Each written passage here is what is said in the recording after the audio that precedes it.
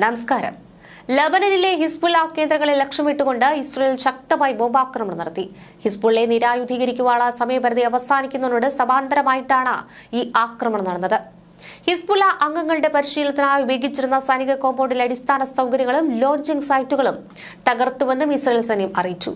തെക്ക് റിഹാൻ പർവ്വത മേഖലയിൽ നിന്ന് തുടങ്ങി സിറിയയുടെ അതിർത്തിയിലേക്കുള്ള വടക്ക് കിഴക്കൻ ഹെർമൽ മേഖല വരെയാണ് വ്യോമാക്രമണങ്ങൾ നടന്നതെന്നാണ് പ്രാദേശിക മാധ്യമങ്ങൾ റിപ്പോർട്ട് ചെയ്തത്. കഴിഞ്ഞ വർഷം നിലവിൽ വന്ന വെടിനിർത്തൽ കരാർ പ്രകാരം ഈ മാസം അവസാനമാണ് അതിർത്തിയിൽ നിന്ന് ഹിസ്ബുള്ള പിന്മാറേണ്ടത്. വെടിനിർത്തൽ നിരീക്ഷിക്കുന്ന അവലോകന സമിതി കഴിഞ്ഞ ദിവസം യോഗം ചേർന്നിരുന്നു. ഇതിനിടെ വെടിനിർത്തലിൽ മധ്യസ്ഥരായ ഫ്രാൻസ്, സൗദി, US എന്നീ രാജ്യങ്ങളുടെ പ്രതിനിധികൾ ലബനൻ സേനാ മേധാവിയുമായി പാരീസിൽ ചർച്ച നടത്തി. ഹിസ്ബുള്ളയുടെ നിരായുധീകരണം വേഗത്തിലാക്കുവാനുള്ള നടപടികളുടെ അന്തിമ രൂപരേഖ തയ്യാറാക്കാനായിരുന്നു ഈ ചർച്ച. ഇതിനിടെ ഗാസയിൽ വെടിനിർത്തൽ രണ്ടാം ഘട്ട ചർച്ച വഴിമുട്ടിയതോടെ പ്രതിസന്ധി മറികടക്കുവാൻ മധ്യസ്ഥ രാജ്യങ്ങൾ രംഗത്ത് വന്നു. വെടിനിർത്തൽ അട്ടിമറിക്കാനുള്ള നീക്കം തടയണമെന്ന് അമേരിക്കയുടെ മധ്യസ്ഥ രാജ്യങ്ങൾ ആവശ്യപ്പെട്ടിരിക്കുകയാണ്. അതിശൈത്യം മൂലം ഗാസയിൽ ഒരു കുഞ്ഞുകൂടി മരിച്ചു. ഗാസ സിറ്റിയിൽ ഇസ്രയേൽ ആക്രമണത്തിൽ 11 പേർക്കാണ് പരിക്കേറ്റത്. അധിനിവിഷ്ട വെസ്റ്റ് ബാങ്ക് സന്ദർശിക്കുവാൻ കാനഡ സംഘത്തിന് ഇസ്രയേൽ അനുമതി നൽകിയില്ല. അവസാന ബന്ദിയുടെ മൃതദേഹം കൈമാറുന്നതുവരേക്കും രണ്ടാം ഘട്ട വെടിനിർത്തൽ ചർച്ച ആരംഭിക്കില്ലെന്ന നിലപാടിൽ ഉറച്ചാണ് ഇസ്രയേലും അമേരിക്കയും നിൽക്കുന്നത്. ഒക്ടോബർ 10 പ്രാബല്യത്തിൽ വന്ന വെടിനിർത്തൽ കരാർ ലംഘിക്കാനും അട്ടിമറിക്കാനും ഇസ്രയേൽ ആസൂത്രിത നീക്കമാണ് തുടരുന്നത്. മൃതദേഹത്തിനായുള്ള തെരച്ചിൽ ഹമാസും റെഡ് ക്രോസ് സംഘവും ഊർജിതമാക്കി. ഏതു സമയവും ഗാസയിൽ ഇസ്രയേൽ യുദ്ധം പുനരാരംഭിച്ചേക്കുമെന്ന ആശങ്ക ശക്തമാണ്.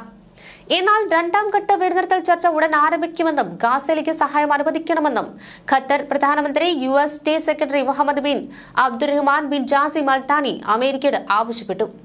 വാഷിംഗ്ടണിൽ US സ്റ്റേറ്റ് സെക്രട്ടറി മാർക്കോ റൂബിയോയുമായി നടത്തിയ ചർച്ചയിലാണ് മധ്യസ്ഥ രാജ്യം കൂടിയായ ഖത്തറിന്റെ അഭ്യർത്ഥന. അന്തർദേശീയ സൈന്യത്തെ ഗാസയിൽ വിന്യസിക്കുന്ന കാര്യവും ചർച്ചയെന്ന് ഖത്തർ പ്രധാനമന്ത്രി പറഞ്ഞു. ഗാസ വെടിനിർത്തൽ പൂർണ്ണതയിലേക്ക് കൊണ്ടുപോകാൻ എല്ലാവരും തയ്യാറാകണമെന്ന് ഈജിപ്തും തുർക്കിയും നിർദ്ദേശിച്ചു. ഇതിനിടെ അതിശൈത്യം ഗാസയിൽ ഒരു കുഞ്ഞിന്റെ ജീവൻ കവരുകയായിരുന്നു. അധിനിവിഷ്ട വെസ്റ്റ് ബാങ്ക് സന്ദർശിക്കുന്നതിനിടയിൽ നിന്ന് 6 പാർലമെന്റ് അംഗങ്ങൾ അടങ്ങിയ കാനഡ പ്രതിനിധി സംഘത്തിന് ഇസ്രയേൽ വിലക്കും ഏർപ്പെടുത്തി. തങ്ങൾ ഭീകര സംഘടനയുമായി മുദ്രകുത്തിയ പലസ്തീൻ അനുകൂല ഇസ്ലാമിക് റിലീഫ് വേൾഡ് വൈഡ് എന്ന സംഘടനയുമായി ബന്ധമുള്ളവരാണ് സംഘത്തിലുള്ളതെന്ന് പറഞ്ഞാണ് ഇസ്രയേൽ വിലക്ക് നീട്ടിയത്. അതേസമയം ഗാസ സിറ്റിയിൽ ആക്രമണം നടത്തി ഹമാസ് നേതാവ് റയാദ് ആദിനെ കൊലപ്പെടുത്തിയതായി ഇസ്രയേൽ അറിയിച്ചു.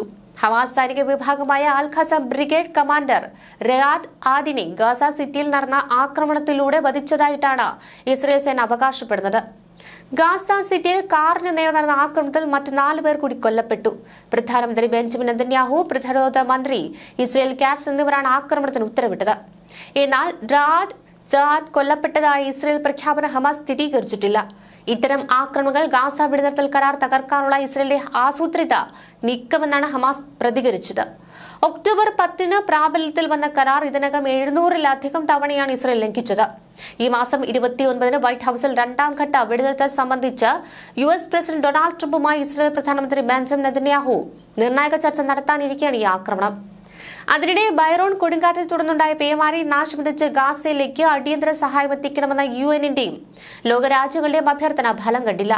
താൽക്കാലിക ടെന്റുകൾ, ഭക്ഷണം, വെള്ളം, ഇന്ധനം, മറ്റുപകരണങ്ങൾ എന്നിവ ഉടൻ ലഭ്യമാക്കണമെന്ന് UN പൊതുസഭ കഴിഞ്ഞ ദിവസം പ്രമേയത്തിലൂടെയും ആവശ്യപ്പെട്ടിരുന്നു. ദുരിതത്തിലായ ലക്ഷങ്ങളാണ് ഗാസയിൽ സഹായം കാത്തു കഴിയുന്നത്. ഗാസയിൽ ഇസ്രയേൽ നടത്തിയ വംശഹത്യയിൽ മൈക്രോസോഫ്റ്റിന് പങ്കുണ്ടെന്ന ഗുരുതര ആരോപണവുമായി നിയമ നടപടിക്ക് ഒരുങ്ങുകയാണ് മനുഷ്യാവകാശ സംഘടനകൾ. ഇസ്രയേലിൽ സൈന്യത്തിന് സാങ്കേതികവിദ്യയും സേവനവും നൽകുന്നതിലൂടെ വംശഹത്യയിൽ മൈക്രോസോഫ്റ്റ് നേരിട്ട് പങ്കുവഹിക്കുന്നതായി ആഗോള പൗരാവകാശ കൂട്ടായ്മകളാണ് കുറ്റപ്പെടുത്തിയത്.